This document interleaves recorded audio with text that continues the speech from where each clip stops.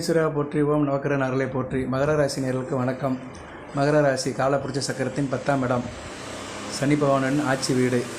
உத்திராடம் 2, 3, 4, திருவோணம் 4 பாதங்கள், அவிட்டம் 1, 2 அடங்கிய ராசி மண்டலம்.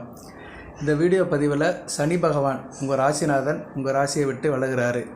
வருகிற மார்ச் 29ஆம் தேதி உங்கள் ராசிக்கு 3ஆம் இடத்துக்கு போகிறாரு. நல்ல விதமாக பார்க்கப்படுகிறது. 3ஆம் இடத்துக்கு போய் அளப்பரிய பலன்களை கொடுக்குறாரு. கடந்த ஒரு 7 வருடங்களாக, அதாவது 7.5 சனின்னு சொல்லுவோம், ராசியில் 2.5 வருஷம், 12ஆம் இடத்துல 2.5 வருஷம், 2ஆம் இடத்துல 2.5 வருஷம் இருந்து அவர் உங்கள் ராசியை விட்டு போகிறாரு. 2016 ஜனவரி இதிலிருந்து ஆரம்பிச்சிருச்சு 7.5 சனி தாக்கம். அப்போ இருந்து 2024 மார்ச் வரைக்கும் இருக்குது. கிட்டத்தட்ட ஒரு 7.5-8 வருட காலம்னு எடுத்துக்கலாம். ஏன்னா சனி பகவான் இடையில் வக்கரம்லாம் அடைஞ்சார். வக்கர நிவர்த்தியெல்லாம் அடைஞ்ச காலம்லாம் சேர்த்தோம்னா 8 வருடத்துக்கு மேலே இருக்கும். கடந்த ஒரு 8 வருட காலமாகவே 2016 2024 வரைக்கும் மகர ராசிக்கு ஏகப்பட்ட இன்னல்கள். அவங்கவுங்களுக்கு ஜனன ஜாதகத்தில் லக்கண தசாபுத்திக்கு ஏற்ற மாதிரி பலன்கள் கொஞ்சம் முன்ன பின்ன இருந்திருக்கும். இல்லைன்னு சொல்ல முடியாது. எல்லாரும் கஷ்டப்பட்டாங்களான்னா நிறைய பேர் கஷ்டப்பட்டிருப்பாங்க. 100க்கு ஒரு 70 பேர் கஷ்டப்பட்டிருப்பாங்க. ஏதோ ஒரு வகையில் கஷ்டப்பட்டிருப்பாங்க. உறவு முறையிலும் சரி, தொழிலும் சரி, படிப்பிலும் சரி, திருமண அமைப்பிலும் சரி, புத்திர பாக்கியம், ஏதோ ஒரு விஷயத்தில் கஷ்டப்பட்டிருப்பாங்க. ஒரு 25% பேர் கஷ்டப்படாமல் இருந்திருக்கிறாங்க. அதுவும் உண்மைதான். நான் அதை சொல்லி தான் ஆகணும். ஏன்னா நான் ஒரு தொழில்முறை ஜோதிடன். யூடியூப்பில் மட்டும் பேசுறது கிடையாது. ஒரு நாளைக்கு குறைஞ்சது 3 ஜாதகம் பார்க்குறேன். தனிப்பட்ட ஜாதகம் பார்க்குறேன். அதில் மகர ராசி நேயர்கள் நிறைய வந்திருக்கிறாங்க. நிறைய ஜாதகம் மகர ராசிக்கு பார்த்துருக்குறேன் இறைவன் அருளால். அந்த அமைப்பில் பார்க்கும்போது இந்த 7.5 சனியில் கஷ்டப்படாமல் இருந்தவங்களும் இருக்கிறாங்க. சரியா? தசாபுத்தி நல்லா இருந்து சனி பகவான் ஜனன ஜாதகத்தில் நல்ல நிலைமையில் இருந்தவங்களாம் கஷ்டப்படாமல் இருந்திருக்கிறாங்க. பெருசாக கஷ்டம் அவங்களுக்கு வரல. சரியா? பெரிய கஷ்டம் அவங்கள பாதிக்கலை. அப்படி தப்பிச்சவங்களும் இருக்கிறாங்க. ஓகே.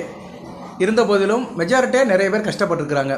அவங்களுக்கு இப்போ அருமருந்தாக சனி பகவான் வக்கர கதியிலேருந்து நேர்கதியாகி ராசியை விட்டு வெளியே போகிறாரு.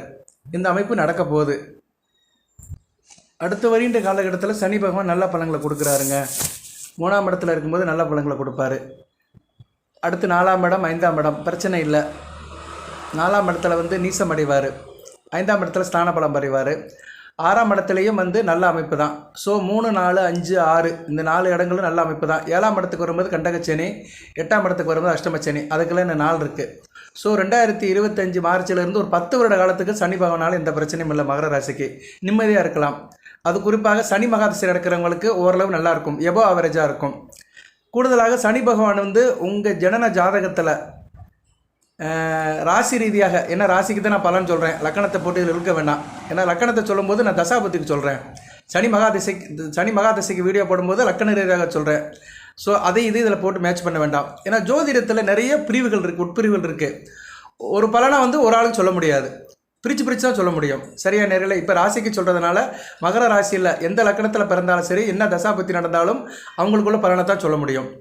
அப்படி பார்க்கும்போது உங்களுக்கு அடுத்து வருகின்ற 10 மாதங்கள் 10 வருடங்கள் சனி பகவானால் பெரிய இம்சை இருக்காது, இன்னல்கள் இருக்காது. அதுபோக ஜனன ஜாதகத்தில் ராசிக்கு சனி பகவான் 2, 4, 7, 8, 12 இந்த இடத்துல இல்லாமல் இருக்கிறவங்களுக்கு கூடுதல் சிறப்பாக இருக்கும். இது ஒரு சாய்ஸ். இந்த சாய்ஸை நல்ல மைண்டில் ஏற்றி வச்சுக்கோங்க. ஜனன ஜாதகத்தில் சனி பகவான் ராசிக்கு, மகர ராசிக்கு 2, 4, 7, 8, 12 இல்லாமல் பிறந்தவர்களுக்கு நல்ல பலன்களை கொடுப்பாரு. அடுத்து வருகின்ற 10 வருடங்கள். அந்த 10 வருடங்கள் கொடுக்குற பலன்கள் உங்கள் வாழ்க்கையில் ஒரு மாற்றத்தை உண்டாக்கும். ஏன்னா 10 வருடங்கள் லாங் பீரியடு. சரியா? ஒரு மனிதன் 10 வருடங்கிறது நல்ல ஒரு பெரிய கால அளவு. அந்த கால அளவில் உங்களுக்கு நிறைய பெரிய மாற்றம் நடக்கலாம். உறவு முறையில் மாற்றம், தொழிலில் மாற்றம், வியாபாரத்தில் மாற்றம், உத்தியோகத்தில் மாற்றம், வாழ்க்கையிலே மாற்றம், இப்படியெல்லாம் நிறைய நடக்கலாம். பெரிய லெவலுக்கு ரீச் ஆகலாம். பணம் ஒரு பொருளாதார ரீதியாக நீங்கள் பெரிய லெவலுக்கு ஆகலாம். அது பொருளாதார ரீதியாக நீங்கள் எந்த அளவுக்கு ரீச் ஆகுங்கிறது ஜாதகத்தை தசாபுத்தியை பார்த்தா தான் சொல்ல முடியும். அந்த அளவீடை கரெக்டாக சொல்ல முடியும்.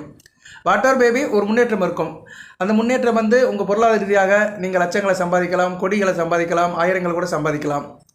பட் இப்போ இருக்கிற நிலைமை காட்டிலே கொஞ்சம் நல்லா இருப்பீங்க. சரி சார், எனக்கு நல்லா இல்லை சார் அப்படின்னு சொல்கிறவங்களுக்கு ஜாதகத்தில் பிரச்சனை இருக்கும். சரியா?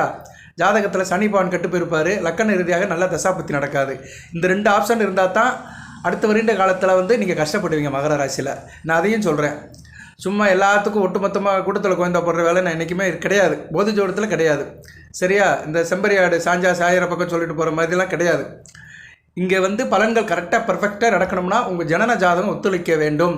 அதுக்கு 100% உண்மை. அதை நிறைய நான் ப்ரூவ் பண்ணியிருக்கிறேன். சரியா? அதில் சொல்கிறதில் பெருமைப்பட்டுக்கிறேன். ஏன்னா உண்மையை சொல்கிறதுல என்ன நமக்கு தயக்கம், அதனால் தயக்கம் இல்லை. ஜனன ஜாதகத்தில் நான் சொன்ன அமைப்பில் சனி பகவான் இருந்தவங்களுக்கு நல்லா இருக்கும். சனி மகா திசை நடக்கிறவங்களுக்கும் அடுத்த கூடுதல் சிறப்பு இருக்கும்.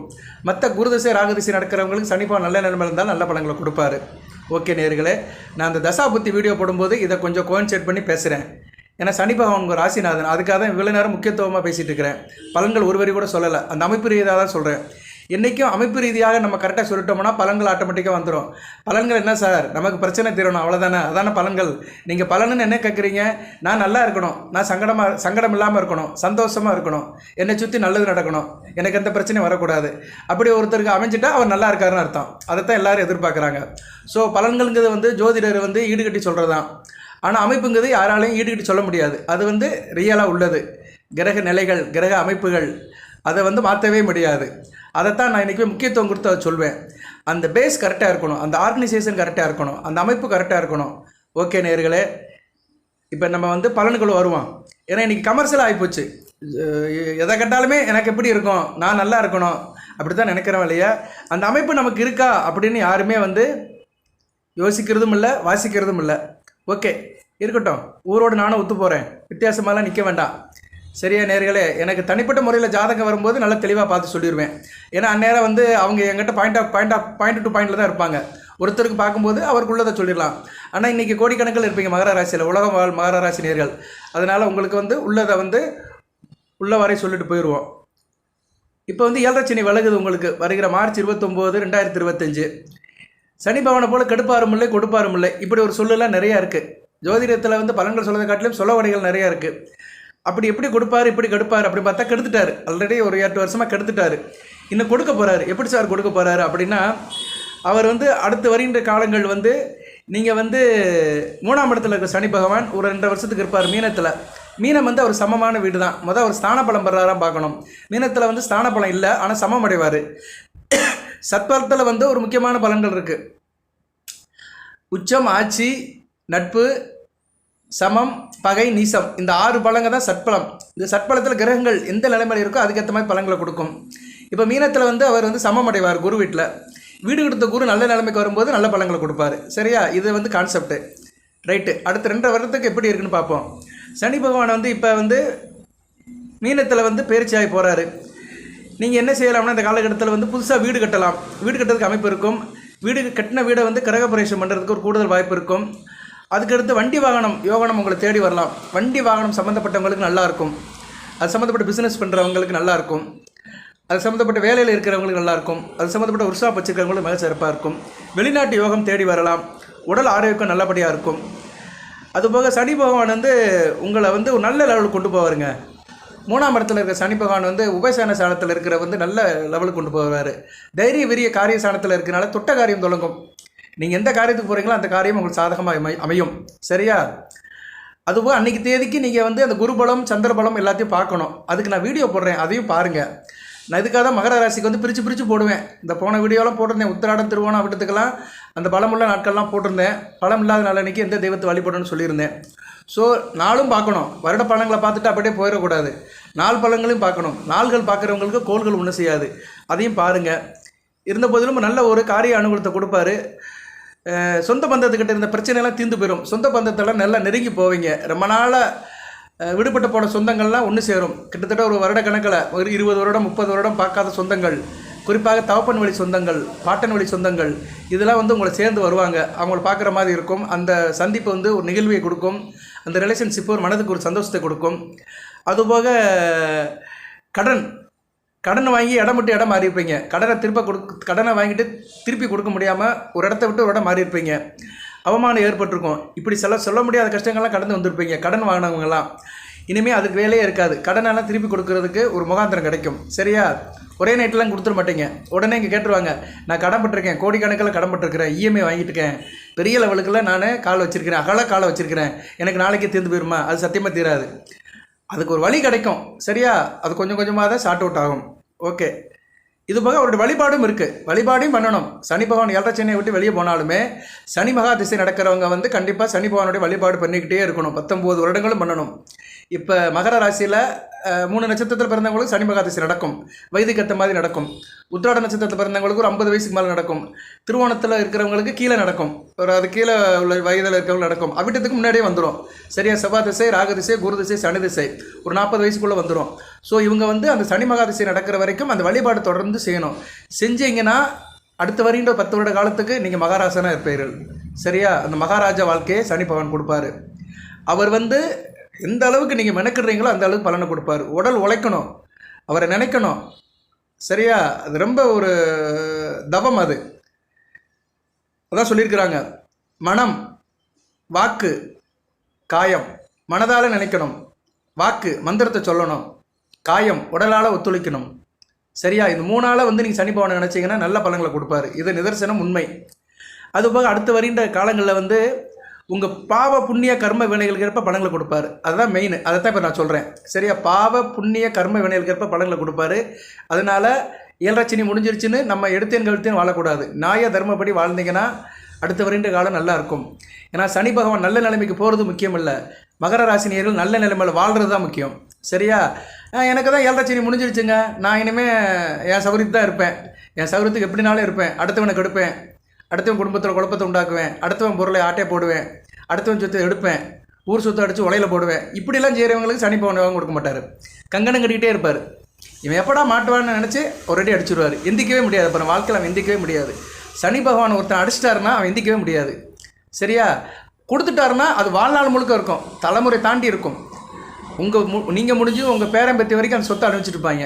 சனி பகவான் கொடுக்குற அந்த கொடுப்பினையை, அவர் கொடுக்குற அந்த கெயின் வந்து ரொம்ப ஒரு இதாக இருக்கும், தலைமுறை தாண்டி நிற்கும். அதுக்கு தான் சனி பகவானை வந்து அந்த கர்ம பலனை கழிக்கிற பலனை வந்து அந்த தெய்வம் ஈஸ்வரன் கொடுத்துருக்கிறாரு. கர்ம பலனை கழிக்கிற அதிகாரத்தை வந்து சனி பகவான் தான் செய்கிறாரு. அதனால் 7.5 சனி முடிஞ்சாலுமே நம்ம நியாய நீதி நேர்மை கட்டுப்பட்டு இருந்தோம்னா நல்ல பலன்களை அலையலாம். இங்கே தான் மனிதன் மிஸ்டேக் விடுறான். அதில் அவன் ஜாதகத்தில் இடம் இருக்கும், அவன் ஜாதகத்தில் அந்த அமைப்பு இருக்கும். அந்த அமைப்பு மற்ற கிரகங்கள் கொடுக்குறதுனால அவன் வந்து தன்னில மறந்து சில பாவ புண்ணியங்கள் பாவகாரியங்கள் செய்வான். அந்நேரம் வந்து அவனுக்கு அந்த பலன்கள், சனி பகவான் கொடுக்குற பலன்கள் முழுமையாக கிடைக்காது. ஓகே. அதுபோக சனி பகவான் வந்து உங்களுக்கு வந்து கூடுதல் என்ன சார் கொடுப்பாரு அப்படின்னா நல்ல ஒரு ராஜயோகத்தை தான் கொடுப்பாரு. சரியா? அவர் வந்து இடையில வந்து 2027 வக்கரம் அடைகிறாரு. அதெல்லாம் அப்புறம் பார்த்துக்குறோம். 2027 ஜூன் 3 வக்கரம் அடைகிறாரு. இந்த கின்ஸ்லாம் நான் எடுத்து வச்சிருக்கிறேன். ஆனால் இப்போதைக்கு 2027 பற்றிலாம் பேச வேண்டிய அவசியம் இல்லை, அதை அப்புறம் பார்த்துக்கலாம். வக்கரம் அடைஞ்சு மறுபடியும் அவர் வந்து 2025 வந்து உங்கள் ராசியை விட்டு போகிறவர் உங்களுக்கு எப்போ இருப்பார்? 2027 ஜூன் வரைக்கும் இருப்பார். சரியா? அவங்ககிட்ட ஒரு 2.5 வருஷத்துக்கு மேலே இருக்கிறாரு. நல்ல ஒரு இதை கொடுக்குறாரு, நல்ல ஒரு அமைப்பை கொடுக்குறாரு. நல்ல விதமாக பயன்படுத்திக்கோங்க. உங்கள் முன்னேற்றமானது தொழில் வியாபாரத்தில் நல்ல ஒரு ஏற்றத்தை கொடுக்கும். நீங்கள் தொழில் செய்கிற இருந்தீங்கன்னா அதில் தடை தாமதங்களே இருக்காது, நல்ல விதமாக பார்க்கப்படுகிறது. உத்தியோகத்தில் இருக்கிறவங்க, அலுவலக வேலையில் இருக்கிறவங்களுக்கு உயர் அதிகாரிகள் ஆதரவாக இருப்பாங்க. மற்றவங்களுடைய பாராட்டு கிடைக்கும், பதவி உயர்வு கிடைக்கும். வியாபாரத்தை எக்ஸ்டெண்ட் பண்ணலாம், அடுத்த கட்டத்துக்கு போகிறதுக்கு ஒரு இம்ப்ரூவ்மெண்ட் இருக்கும். உங்களுக்கு வளர்ச்சி, சொந்தமாக பிஸ்னஸ் பண்ணிங்கன்னா அது நல்ல ஒரு வளர்ச்சி இருக்கும். கடன் கிடைக்கும், பேங்கில் லோனுக்கு போட்டிங்கன்னா லோன் கிடைக்கும். அதிர்ஷ்டம் வீடு தேடி வரும். இது மாதிரி நல்ல அளப்பறை பலன்களை கொடுப்பாரு. பொருளாதாரத்தை எடுத்துட்டோம்னா, கையில் காசு பணத்தை எடுத்துட்டோம்னா நிதிநிலை சீராகும். சரியா? ஃபினான்ஷியல் கண்டிஷன் ஓரளவு ஸ்டெபிளைஸ் ஆகி நல்லபடியாக இருக்கும். அதில் ஒரு நல்ல ஒரு மாற்றம் கிடைக்கும். புதிதாக தொழில் தொடங்கலாம், அதில் இன்வெஸ்ட்மெண்ட் பண்ணுறதுக்கு ஒரு ஆப்பர்ச்சுனிட்டி கிடைக்கும். செலவு குறையும், வருமானம் அதிகமாக இருக்கும், காசு பணம் சேர்ந்துக்கிட்டே இருக்கும். அதை வந்து சனி பகவான் வந்து கொடுத்துக்கிட்டே தான் இருப்பார். கடன் வாங்கியிருந்தீங்கன்னா அதை திருப்பி கொடுத்துருவீங்க. கடன் என்ற சுமை வந்து உங்களை விட்டு கொஞ்சம் போயிடும். ஏன்னா கடனை கொடுக்குறவர் சனி பகவான் தான். பொதுவாக கிரகங்களே வந்து கடனை கொடுக்குறவர் சனி பகவான் தான், தீர்க்கிறவர் செவ்வாய். அதனால் இப்போ வந்து கடன் சம்மந்தப்பட்டவங்களுக்கு கடன் பிரச்சனை கொஞ்சம் கொஞ்சமாக தீர்ந்து போயிடும். இருந்த போதிலும் ராசியை செவ்வாய் பார்க்குறாரு. அடுத்து வக்கரமாய் போனாலுமே ராசிக்கு 12ஆம் இடத்தை பார்ப்பார். ஸோ பிப்ரவரி மாதத்துக்கு பின்னாடி கடன் பிரச்சனைலாம் ஒரு நல்லபடி ஸ்டார்ட் ஆயிரும். ஏன்னா பிப்ரவரி மாதத்துக்கு பின்னாடி தான் அவர் வந்து ராசிக்கு 8ஆம் இடத்துக்கு வராரு. 8ஆம் இடத்துக்கு வந்தாலுமே செவ்வாய் வந்து ஒரு நல்ல அமைப்பு இல்லை. ஸோ செவ்வாயுடைய பயிற்சி சம்பந்தம் வந்து இப்போதைக்கு மகர ராசிக்கு ஆகாமல் தான் இருக்குது. ஸோ கடனை நீங்கள் அடைக்கணும்னா 2025 இன்னும் நாட்கள் இருக்குது. ஜூனுக்கு மேலே தான் பரிபூர்ணமாக கடன்கள்லாம் அமையும். அது வந்து கோச்சார அமைப்பின்படி சொல்கிறேன். சரியா? அதுபடி அமையும். ஓகே. இருந்த போதிலும் கடன் சம்மந்தப்பட்ட டார்ச்சர் குறைஞ்சிரும். அது சம்மந்தப்பட்ட மன அழுத்தம் ஓரளவு குறையும். குடும்பத்துக்கு தேவையான பொன் பொருள் ஆடை ஆபரண சேர்க்கையெல்லாம் இருக்கும். வண்டி வாகனம் நிலமலை வீடுலாம் வாங்குவீங்க. இதெல்லாம் உங்களை விட்டு போச்சுன்னா அதெல்லாம் திரும்ப வரும். சில பேர் வந்து வீடை வந்து ஒத்தி கொடுத்துருப்பாங்க, அடமானத்தை கொடுத்துருப்பாங்க. அதெல்லாம் வந்து திருப்புற அளவுக்கு பொருளாதார நிலை மேம்படும். திருமணமானவர்களுக்கு குழந்தை பாக்கியம் கிடைக்கும். ரெண்டாவது குழந்தைக்கு இயங்கிட்டு இருக்கிறவங்களுக்கு 2வது குழந்தை பாக்கியம் கிடைக்கிறது வாய்ப்பு இருக்குது. கருத்து வேறுபாடு காரணமாக பிரிந்திருந்த கணவன் மனைவிகளும் ஒன்று சேருவாங்க. எதிரிகள் தொல்லைகள் அந்த அளவுக்கு இருக்காது. குடும்பத்தில் பெரியவங்களோட அன்பு ஆதரவும் பெருகும். சகோதரர்கள்கிட்ட ஒற்றுமை இருக்கும். காதல் கை கொடுக்கும். வயது ஆனவர்களுக்கு பிள்ளைகள் இருந்தால் அவங்களுடைய திருமண அமைப்பில் சீக்கிரமாக நடக்கும். உங்களுக்கு வரன் தேடிட்டு இருக்கிறீங்க, நான் மகர ராசியில் 30 வயசு கீழே இருக்கிறேன் அப்படின்னு சொல்கிறவங்களுக்கு நல்ல வரன் கிடைக்கும். பெரிய இடத்து சம்பந்தம் கிடைக்கும். சரியா? இதெல்லாம் வந்து சிறப்பாக பார்க்கப்படுகிறது. இதெல்லாம் சனி பகவானை வச்சு நான் சொல்கிறேன். இதுபோக மற்ற கிரகங்களுடைய கான்ட்ரிபியூஷன் இருக்குது. மற்ற கிரகங்கள் இன்னும் 8 கிரகங்கள் இருக்குது. அவங்களாம் ராசிக்கு எப்படி வராங்களோ அதுக்கேற்ற மாதிரி பலன்கள் கூட குறையாக இருக்கும்.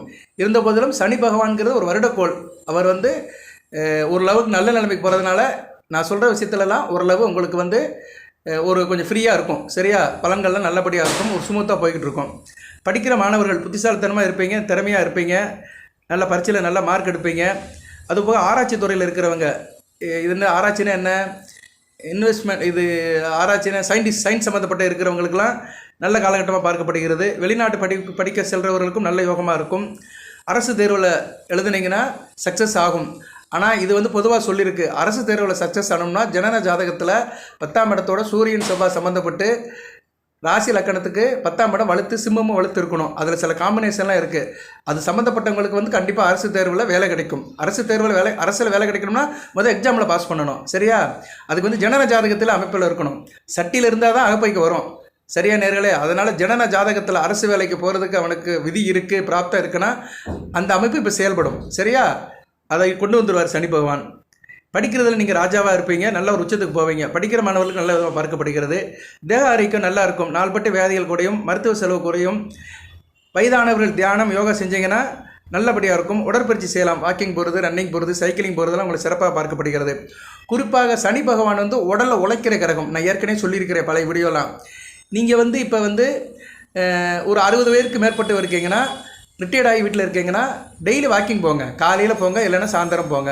காலையில் போகிறதா இருந்தால் வெறும் வயிற்றில் போகாதீங்க. எதாச்சும் டீ பிஸ்கட் சாப்பிட்டுட்டு போங்க. சில பேர் காலையில் 5 மணிக்கு வெறும் வயிற்றில் போவாங்க. அது சுகர் பேஷண்ட் இருக்கிறவங்க போனாங்கன்னா இதாயிரும். பிளட் சுகர் குறைஞ்சி ஒரு மயக்கம் வந்துடும். அதனால் கொஞ்சம் கவனமாக இருங்க. இதை கூட நிறைய பேர் சொல்கிறாங்க, நீ ஜோசியம் சொல்கிறேன்னா இதெல்லாம் சொல்கிற, மருத்துவத்தை பற்றிலாம் பேசுகிற, டாக்டர் மாதிரி பேசுகிறேங்கிறாங்க. சில விஷயத்துக்கு வந்து டாக்டர் தான் சொல்லணும்னு கிடையாது, எல்லாருமே சொல்லலாம். பொதுவான விஷயங்களை ஜென்ரல் நாலேஜ் இருக்கிறவங்க யார் வேணாலும் சொல்லலாம். சரியா? ஜென்ரல் நாலேஜ் ரொம்ப முக்கியம். எம்பிபிஎஸ் படித்து தான் மருத்துவத்தை பற்றி பேசுகிறது கிடையாது. ஜோதிடத்தை பற்றி ஜோதிட விஷயம் தெரிஞ்சவங்களும் பேசலாம். ஓகே, அதுக்குள்ளே போக வேண்டாம். ரொம்ப எதுக்கு சொல்ல வரேன்னா, வாக்கிங் போகிறவங்க வந்து காலையில் வெறும் வயிற்றில் போகாதீங்க தயவு செய்து. ஈவினிங் கூட போகலாம். சரியா? ஈவினிங் ஒரு 7 மணிக்கு மேலே போகிறது நல்லது தான்.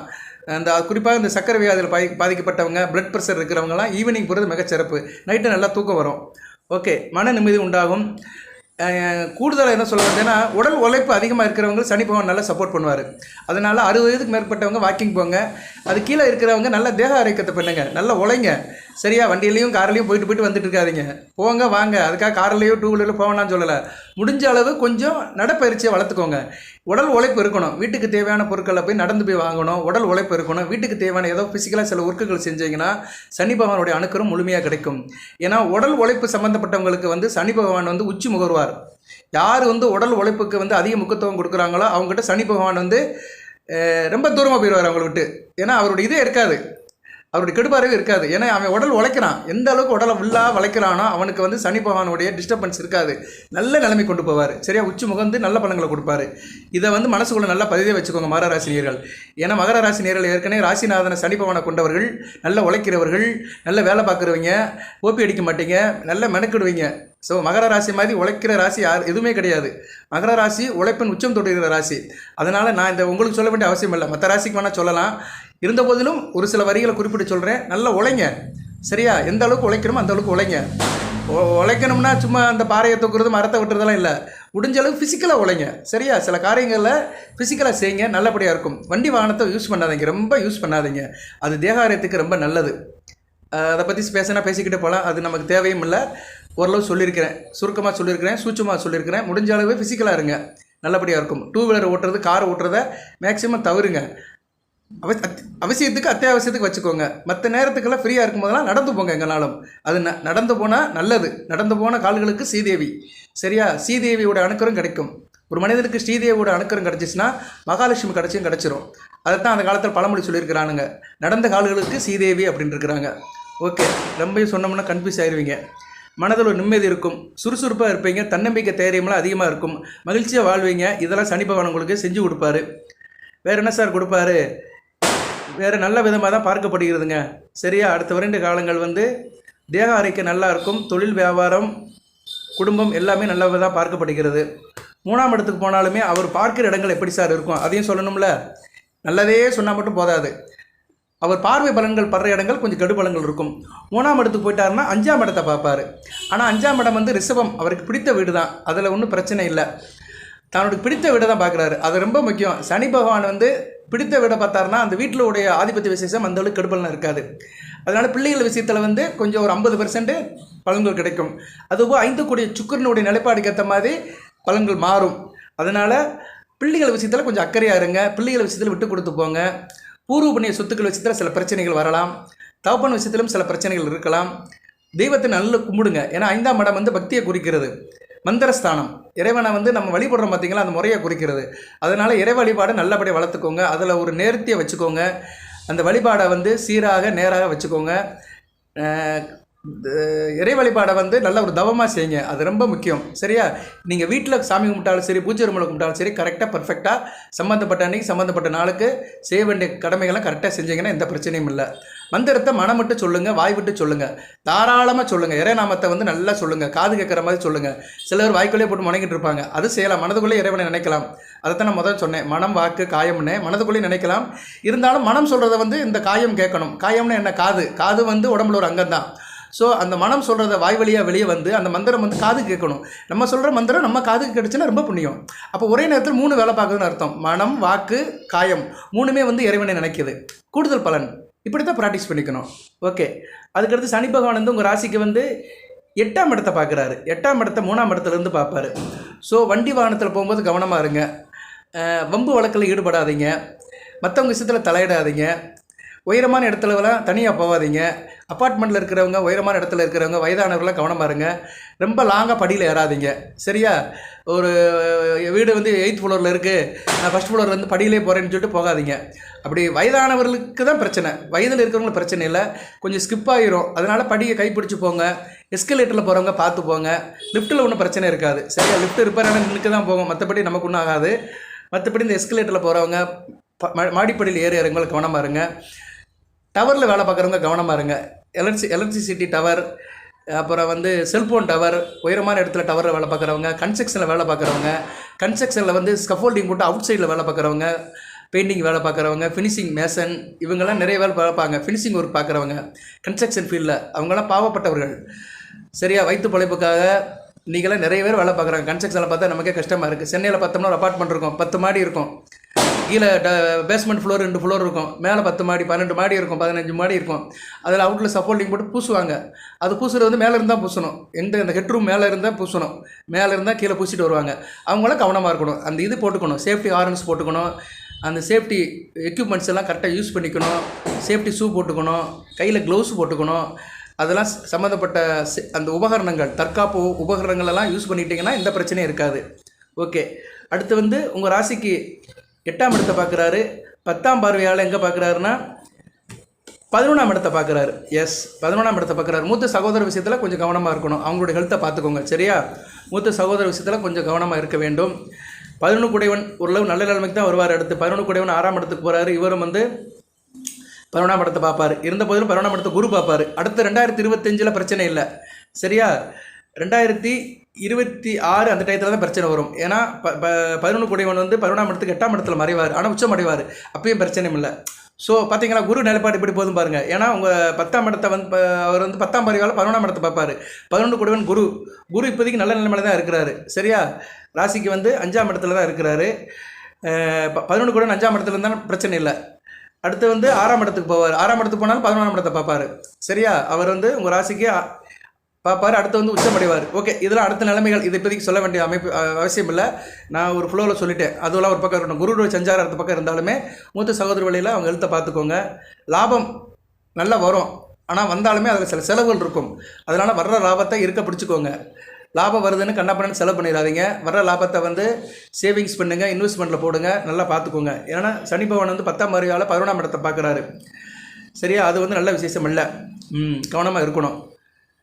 11ஆம் இடத்தை காட்டிலும் 12ஆம் இடம் தான் முக்கியமாக சொல்ல முடியும். 12ஆம் இடத்தை தான் பார்க்குறாரு. எஸ், 10ஆம் இடத்துலேருந்து 12ஆம் இடத்தை தான் பார்ப்பார். 11ஆம் இடம் இல்லை, 12ஆம் இடத்தை பார்க்குறாரு. விரயஸ்தானத்தை தான் பார்க்குறாரு. தனுசுவை தான் பார்ப்பார். மீனத்துலேருந்து தனுசு தான் பார்ப்பார். ஸோ மீனத்திலிருந்து தனுசுவை பார்க்குறதுனால விரயம் இருக்கும். ஆமாங்க, 11ஆம் இடங்கள் மறந்துருங்க. விரயம் இருக்கும், விரயம் இருக்கும். விரயத்தை குறைச்சிக்கணும். சரியா, ஏதோ ஒரு இடத்துல செலவு வந்துக்கிட்டே இருக்கும், விரயத்தை குறைச்சிக்கோங்க. ஆனால் விரையாதிபதி வந்து அடுத்து வந்து விரைய ஸ்தானத்தையே பார்ப்பார். அடுத்த பயிற்சி குரு பகவான். ஸோ குரு வந்து விரையாதிபதி தான், 12 கூடியவர் தானே. மகரத்துக்கு 12ஆம் இடம் தனுசு தான். கரெக்டு, 12ஆம் இடத்தை தான் பார்க்குறாரு. ஸோ 12ஆம் இடத்தை பார்க்கறதுனால விரயத்தை குறைச்சிக்கோங்க, செலவை குறைச்சிக்கோங்க. நைட்டில் வந்து டயத்துக்கு தூங்க போங்க. தூக்கம் கெட்டு போகலாம், அலைச்சல் இருக்கலாம், பிரயாணத்தில் அலைச்சல் இருக்கலாம். அதனால் கவனமாக இருக்கணும். சரியா, 12ஆம் இடத்தை பார்க்குறதுனால 12ஆம் இடத்துல உடைய சுப ஆதிபத்தியம் என்னென்னா தூக்கம். ஒரு மனிதனுக்கு தூக்கம் வந்து ரொம்ப முக்கியம். தவம் இருந்தாலும் கிடைக்காது நிம்மதி. அந்த நிம்மதியை கொடுக்குறது தூக்கம் தான். அந்த தூக்கம் கெட்டு போகும். அதனால் நல்லா ப்ராக்டிஸ் பண்ணிக்கோங்க. யோகா தியானம் பண்ணுங்கள், நைட்டில் நல்லா தூங்குங்க. அதை 12ஆம் இடத்தை பார்க்குறாரு. விரயமும் இருக்கும். அது சரியா கவனமாக பார்த்துக்கோங்க. மற்றபடி வேறு எந்த பிரச்சனையும் இல்லை. சனி பகவான் இடையில ராகு கூட சேர்றாரு. சரியா, நேரில் ராகு கூட வந்து அவர் சேர்றாரு. எப்போ சார் சேர்றாருன்னா, இப்போ வந்து அவர் வந்து சதயம் 1ஆம் பாதத்தில் இருக்கிறாரு. ராகு வந்து இன்றைக்கி தேதி பார்த்தோம்னா ஐப்பசி மாதம் முடிஞ்சிருச்சு, கார்த்திகை ஆயிடுச்சு. ராகு வந்து 2ஆம் பாதத்தில் இருக்கிறாரு. ராகு வந்து உத்திரட்டாதி 2ஆம் பாதத்தில் இருக்கிறாரு. இவர் சதயம் 1ஆம் பாதத்தில் இருக்கிறாரு. சரியா, அடுத்து வந்து இடையில கேப் கொஞ்சம் தான் இருக்குது. வருகிற காலத்தில் நெருக்கி இணைஞ்சிருவாங்க. சரியா நேர்களே, அடுத்து சதயம் 2ஆம் பாதம் போயிட்டாருன்னா சனி பகவான் கூட சேர்ந்துருவார். அவரும் வந்து உத்திரட்டாதி 1ஆம் பாதத்துக்கு வந்துடுவார். ஸோ 2 பேத்துக்கு இடையில வந்து அந்த டிஸ்டன்ஸ் நல்லா குறைஞ்சி போயிடும். ஏன்னா இடையில பூரட்டாதின்னு ஒரு நட்சத்திரம் இருக்குது. பூரட்டாதியில் ஒரு 3 பாதம் இருக்குது. அங்கிட்டு உத்திரட்டாதியில் ஒரு பாதம் இருக்குது. ஸோ 4 பாதங்கள் இருக்குது. 4 பாதங்கிறது வந்து 13 டிகிரிக்கு மேலே போயிடும். 13 டிகிரி 13 டிகிரி 20 கலை ஆயிரும். ஸோ அங்கிட்டு ஒரு பாதம் இங்கிட்டு ஒரு பாதம் இருக்குது. கிட்டத்தட்ட இப்போ இந்த 15-16 டிகிரி வித்தியாசத்தில் இருக்கிறாங்க. 16 டிகிரிங்கிறதே வந்து சனிக்கும் ராகுக்கும் தொடர்பு வந்துருச்சுன்னு தான் அர்த்தம். அட் பர்சன்டே 2 பேரும் தொடர்பில் தான் இருக்கிறாங்க. ஏன்னா இவர் சதயம் 1ஆம் பாதத்தில் இருக்கிறாரு, அவர் வந்து உத்திரட்டாதி 2ஆம் பாதத்தில் இருக்கிறாரு. இப்போயே வந்து அந்த இது வந்துருச்சு. ஆனால் 2 பேருமே வந்து 15 டிகிரிக்குள்ளே உள்ளே வந்துட்டாங்கன்னா மிங்கில் ஆகிட்டாங்கன்னு அர்த்தம். ராகு வந்து சனி பகவானை பிடிச்சிட்டாரு. அதுக்கு இந்த நாட்கள் இருக்குது. சரியா, அது இருக்குது. அதனால் கொஞ்சம் கவனமாக இருக்கணும். சரியா, அந்த சேர்க்கை வரும்போது கொஞ்சம் கவனமாக இருக்கணும். நான் நேரம் வீடியோ போடுவேன். உங்களுக்கு வந்து சனி பகவான் பயிற்சி நல்ல விதமாக தான் பார்க்கப்படுகிறது. அடுத்த வரையில் ஒரு 10 ஆண்டுகளுக்கு நல்ல விதமாக தான் இருக்கும். இருந்த போதிலும் இடையில ஒரு சம்பவம் நடக்கு, ஒரு தரமற்ற சம்பவம் நடக்கு. ராகு பிடியில் சனி பகவான் போகிறாரு. இவர் வந்து மேல் நோக்கி போகிறாரு, அவர் கீழ் நோக்கி வராரு. 2 பேரும் ஒரு கன்ஜெக்ஷன் சேர்ந்துக்கிறாங்க. சரியா, அந்த சந்திப்பு வந்து கொஞ்சம் நல்ல விதமாக இருக்காது. ராசிநாதன் ராகு பிடியில் போகும்போது கொஞ்சம் டிஸ்டர்பன்ஸ் ஆகும். அதனால் அந்நேரம் கவனமாக இருங்க. அந்நேரம் நான் உங்களுக்கு நோட்டீஸ் பண்ணுவேன், நான் வீடியோ போடுவேன். ராகு சனி இணைவு, அதனுடைய பலன்கள் என்ன, பரிகாரம் என்ன, வழிபாடு என்னன்னு சொல்லுவேன். அந்நேரம் மட்டும் அதை வச்சுக்கோங்க. அது முக்கியமான வழிபாடை வச்சுக்கோங்க. கோச்சாரத்தில் நீங்கள் என்ன லக்கணத்தில் பிறந்தாலும் சரி, உங்களுக்கு என்ன தசாபத்தி இருந்தாலும் சரி, கோச்சாரத்தில் வந்து ராசிநாதன் மனதுக்கும் உடலுக்கும் உரியவன் ராகுபிடியில் போகும்போது ரொம்ப கவனமாக இருக்கணும். சரியா, அந்நேரம் பாவகிரகங்கள் பார்த்தா கூடுதலாக இருக்கும். சனி பகவான் ராகுபிடியில் போயிட்டு அந்நேரம் பாவகிரக தொடர்பு பட்டாருன்னா பாவமாக இருக்கும். பாவகிரகங்கள் யார் சார்னா செவ்வாய் பார்க்கக்கூடாது. சனி ராகு இணைவை வந்து செவ்வாய் பார்த்தாருன்னா எரியிறல நெருப்பில் எண்ணெயை ஊற்றுற மாதிரி கொஞ்சம் கவனமாக இருக்கணும். நான் நேரம் வீடியோ போடுவேன். இன்னும் கொஞ்சம் நாள் இருக்குது. சரியா, இப்போயே சொன்னோம்னா உங்களுக்கு எல்லாத்தையும் ஒரே நேரத்தில் போட்ட மாதிரி இருக்கும். கொஞ்சம் நாள் கழித்து சொல்கிறேன். அந்நேரம் வழிபாடு பண்ணுங்கள். சனி ராகு இணைவுக்கு எந்த தெய்வத்தை வழிபடலாம், என்றைக்கு வழிபடலாம்னு அடுத்து வருகிற வீடியோக்களை சொல்கிறேன். இப்போதைக்கு சனி பகவான் பயிற்சி, அடுத்த பயிற்சி வந்து நல்லா தான் இருக்குது. அந்த இணைவு கொஞ்ச நாளைக்கு இருக்க தான் செய்யும். சரியா, டிசம்பர் 10 வரைக்கும் இருக்கும். அந்த டேட்டை சொல்லிடுறேன் நான், என்றைக்கு ஆரம்பித்து என்றைக்கு முடியுதுன்னு சொல்லிடுறேன் நான். டிசம்பர் 10 வரைக்கும் அந்த இணைவு இருக்குது. அதை நான் ஆல்ரெடி ஏற்கனவே பல வீடியோவில் சொல்லியிருக்கிறேன். இருந்த போதிலும் அதை தனியாக நோட்டீஸ் பண்ணுறேன். ஓகே நேர்களே, இப்போதைக்கு இந்த வீடியோ பார்த்து இதோடு முடிச்சுக்கிறேன். உங்களுக்கு இந்த வீடியோ மூலிமா சொல்கிற செய்தி, முக்கியமான செய்தி என்னென்னா, மகர ராசியில் பொதுவாக இந்த 7.5 சனியிலேருந்து வெளியே வர்றவங்களுக்கு நல்ல விதமாக பார்க்கப்படுகிறது. இன்னும் 10 வருட காலம் அடுத்து சனி பகவானை பற்றி நீங்கள் பெருசாக எடுத்துக்க வேண்டாம். சரியா, பெருசாக எடுத்துக்க வேண்டாம். இடையில சில நேரங்களில் அந்த பாவகிரகங்கள் தொடர்பு வந்துச்சுன்னா கொஞ்சம் டிஸ்டர்பன்ஸ் ஆகும். அதுக்கு நான் வீடியோ போடுவேன். அந்நேரம் அதுக்குண்டான வழிபாடு பரிகாரத்தை பண்ணுங்கள். மற்றபடி சனி பகவான் வந்து அவராக வந்து மகர ராசிக்கு எந்த கெடுதலும் பண்ண மாட்டார். சரியா, அவர் வந்து அவர் பாதியில் போய்கிட்டு தான் இருப்பார். ராசிக்கு 3ஆம் இடம் 4ஆம் இடம் 5ஆம் இடம்னு போய்கிட்டு தான் இருப்பார். பெருசாக பாதிப்பெல்லாம் கொடுக்க மாட்டார். மற்ற பாவகிரகங்கள் ராகு செவ்வாய் சூரியன் அமாவாசை சந்திரன் இவங்க சம்மந்தப்படும் போது சில டிஸ்டர்பன்ஸ் ஆகும். அதுக்கு அப்பப்போ நான் வீடியோ போடுறேன். சரியா? எல்லாத்தையும் ஒரே நேரம் சொல்ல முடியாது. ஏன்னா ரோமாபுரி கட்டடம் வந்து ஒரே நாள் இரவில் கட்டி முடிக்கப்பட்டது அல்ல. ரோமாபுரி கட்டடம் வந்து பல வருடங்களாக கட்டுப்பிடிக்கப்பட்டது. அதைத்தான் இன்றைக்கி உலகத்தில் ஒரு பெரிய அழகுன்னு சொல்கிறோம். சரியா? அதே மாதிரி தான் ஜோதிடத்தில் ஒரே நாளில் எல்லாத்தையும் ஒட்டுமொத்தமாக ஒப்பிக்கவும் முடியாது. ஓகே நேயர்களே, வாழ்த்துக்கள். எல்லாம் இறைவன் மகர ராசி நேயர்களுக்கு சில சௌபாகியத்தையும் சில ஐஸ்வர்யத்தையும் சில நன்மையிலையும் கொடுப்பார். அனைத்து வளங்களின் நலங்களை பற்றி தேக ஆரோக்கியத்துடன் தீர்க்காயுடன் நீடோடி வாழ்க, நிறைந்த வளம் பெறுக. நன்றி நேயர்களே.